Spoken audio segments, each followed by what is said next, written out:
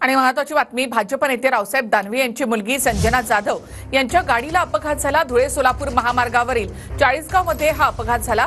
Pickup चालकाची संजना जाधव यांच्या गाडीला समोरून धडक बसली। यामध्ये संजना जाधव आणि ड्रायव्हर थोडक्यात बचावले। भाजपचे नेते माजी केंद्रीय मंत्री रावसाहेब दानवे यांच्या कन्या संजना जाधव यांच्या गाडीचा या ठिकाणी धुळे सोलापूर राष्ट्रीय महामार्गावर अपघात झालेला आहे। आपण बघू शकतो की संजना जाधव याच वाहनातून त्यांच्या छत्रपती संभाजीनगरकडून या ठिकाणी चाळीसगावच्या दिशेने येत होते आणि रांजणगाव फाट्याजवळ या ठिकाणी त्यांच्या गाडीला पिकअपने धडक दिली आणि या धडकेमध्ये या ठिकाणी वाहनाचा अपघात झालेला आहे।